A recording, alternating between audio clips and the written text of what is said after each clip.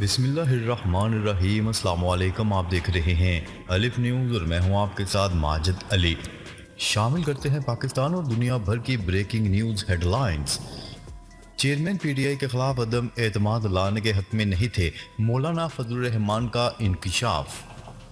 جمعیت علماء اسلام فے کے سربراہ مولانا فضل الرحمان نے انکشاف کیا ہے کہ ہم چیئرمین پی ٹی آئی کے خلاف عدم اعتماد لانے کے حق میں نہیں تھے۔ لاہور میں نجی ٹی وی چینل کے ایک اینکر پرسن سے بات چیت کرتے ہوئے ان کا کہنا تھا کہ 2018 میں اسمبلی میں بیٹھنے کا فیصلہ پیپلز پارٹی کی وجہ سے کیا اور انہی کی وجہ سے ہم عدم اعتماد لائے، جس کا چیئرمین پی ٹی آئی کو فائدہ ہوا۔ انہوں نے کہا کہ ہم نے فیصلہ کیا تھا کہ استعفے دیتے ہیں تو فوری الیکشن ہو جائیں گے، جبکہ ایم کیو ایم اور بی اے پی جلد الیکشن کے لیے نہیں بلکہ حکومت کی مدت پوری کروانے کے لیے آئے تھے۔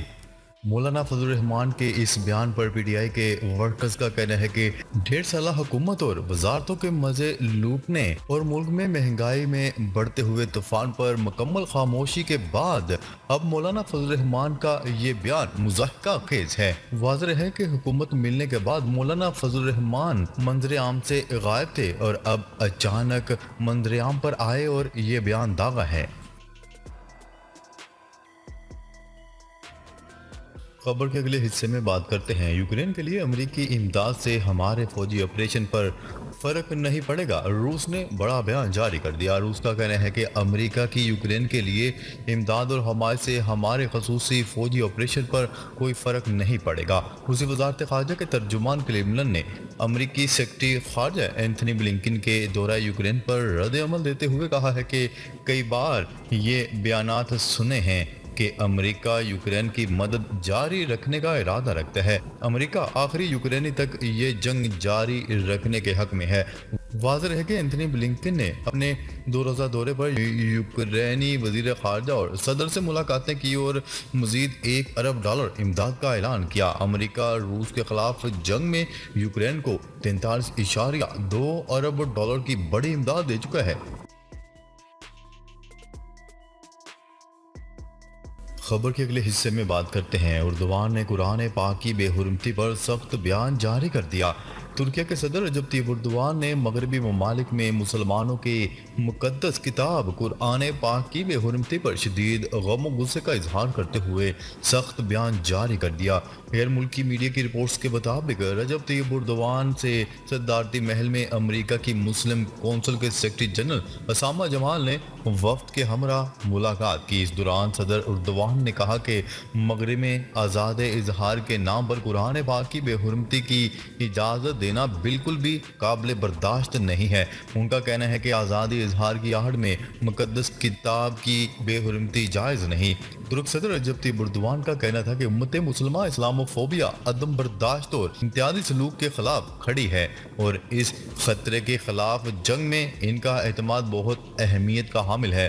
اردوان نے مزید کہا کہ مغرب میں شدت اختیار کرتی اسلام دشمنی ہمارے اندیشوں میں اضافہ کر رہی ہے۔ اس بیمار ذہنیت کے خلاف مسلمانوں کی آواز بننے کے لیے آپ کی کوششیں قابل تحسین ہے۔ ترک صدر رجب طیب اردوان نے کہا کہ سوڈان، ہالینڈ اور ڈنمارک میں قرآن پاک کی بے حرمتی اس بات کا ثبوت ہے کہ خطے میں جمہوریت اور انسانی حقوق کا تصور جڑ نہیں پکڑ سکتا۔ خبر کے اگلے حصے میں بات کرتے ہیں۔ روسی صدر ولادیمیر پیوٹن بھارت میں G20 سربراہی اجلاس سے ویڈیو خطاب بھی نہیں کریں گے۔ کریملن ذرائع کریملن نے گزشتہ روز کہا ہے کہ روسی صدر ولادیمیر پیوٹن کا رواں ہفتے بھارت میں ہونے والے G20 سربراہی اجلاس سے ویڈیو خطاب کرنے کا بھی کوئی ارادہ نہیں۔ اس اجلاس کا انعقاد یوکرین کے تنازع پر روس اور مغرب ممالک کے درمیان کشیدہ تعلقات کے دوران ہو رہا ہے اور اس تنازع کی وجہ سے گزشتہ سال بالی میں اس سوال پر کہ کیا ولادیمیر پیوٹن الگ ویڈیو خطاب کریں گے، سربراہی کانفرنس میں شدید تناؤ پیدا ہوا تھا۔ کریملن کے ترجمان دمتری پیسکوف نے بتایا کہ نہیں، ایسا کوئی منصوبہ نہیں ہے۔ انہوں نے کہا ہے کہ تمام کاموں کی قیادت روسی وزیر خارجہ سرگئی لاروف کریں گے، جو روس کے وفد کی قیادت کر رہے ہیں۔ سرگئی لاروف نے جوہانسبرگ میں برکس اجلاس میں روس کی نمائندگی کی تھی۔ اس تنازع کے بعد کہ آیا جنوبی افریقہ کو بین الاقوامی فوجداری عدالت کے وارنٹ کے تحت پیوٹن کو گرفتار کرنے پر مجبور کیا جائے گا۔ برکس اس اجلاس کے آخر میں ولادیمیر پیوٹن نے ویڈیو لنک کے ذریعے خطاب میں یوکرین کے تنازع کا ذمہ دار مکمل طور پر مغرب کو ٹھہرایا۔ بین الاقوامی سربراہی اجلاس میں روسی صدر کو مدعو کیے جانے پر کچھ مغربی ممالک کو ناراض کیا، جنہوں نے یوکرین میں ماسکو کے اقدامات پر انہیں ایک اچھوت بنانے کی کوشش کی۔ تنازعات پر گہرے اختلافات، فوسل فیول کے مرحلہ وار بند ہونے اور قرضوں کی تنظیم نو نئی دہلی میں ہونے والے 2 روزہ اجلاس میں کسی بھی معاہدے میں رکاوٹ کا باعث بنیں گے۔ خبر کے اگلے حصے میں بات کرتے ہیں بھارت اور انڈیا نام کے تنازع پر کانگریس نے مودی حکومت کو آئینہ دکھا دیا۔ کانگریس کے سینئر لیڈر پون کھیڑا نے کہا ہے کہ بھارت اور انڈیا کو لڑانے کی کوشش کی جا رہی ہے، ان سازشوں کو بے نقاب کرنا ہوگا۔ غیر ملکی میڈیا کی رپورٹس کے مطابق بھارت جوڑو یاترا کی پہلی سالگرہ کے انعقاد کے موقع پر کانگریس نے نریندر مودی حکومت کو بھارت اور انڈیا نام کے تنازع پر آڑے ہاتھوں لیا ہے۔ کانگریسی لیڈر کا کہنا تھا کہ بھارت جوڑو یاترا کے 1 سال مکمل ہو چکے ہیں، بھارت اگر جڑا ہوا ہے تو کسی کو اس میں کیا پریشانی ہے۔ پریس کانفرنس کرتے ہوئے پون کھیڑا نے کہا ہے کہ طاقتوں کو جڑا ہوا بھارت پسند نہیں ہے، یہ لوگ اب بھارت کو انڈیا سے لڑا رہے ہیں۔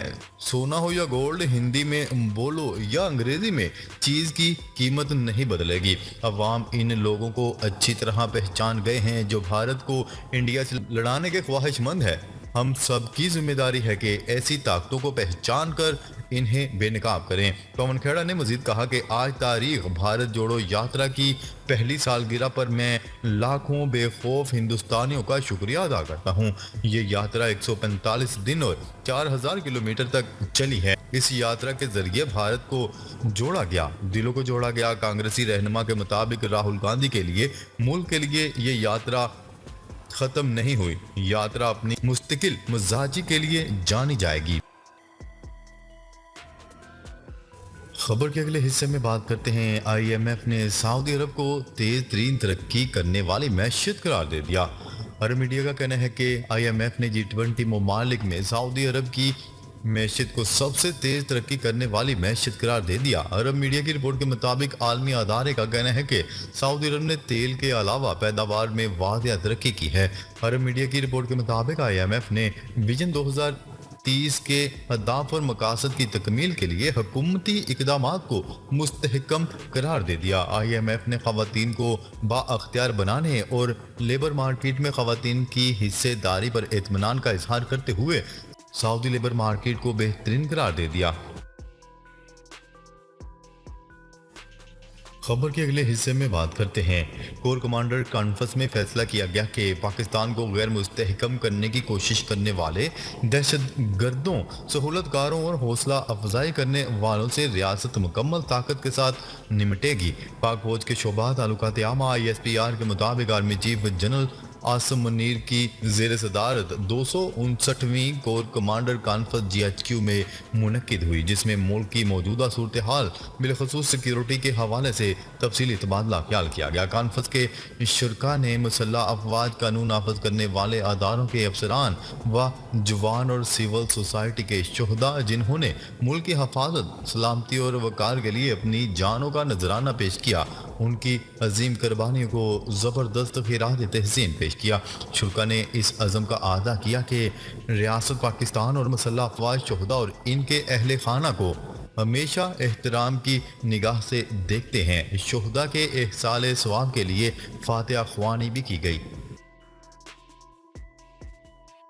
خبر کے اگلے حصے میں بات کرتے ہیں روس کی توانائی کے شعبہ میں پاکستان سے تعاون کی دلچسپی۔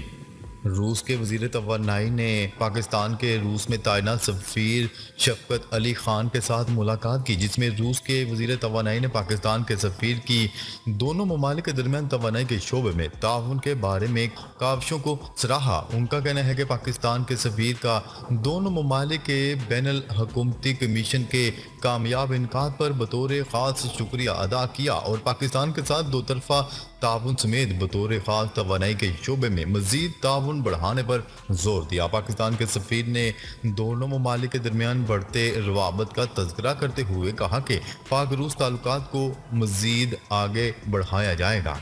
ناظرین، اب تک کے لیے اتنا ہی۔ مزید خبریں لے کر بہت جلد آپ کی خدمت میں حاضر ہوں گے۔ تب تک کے لیے اپنا خیال رکھیے گا۔ اللہ نگہبان۔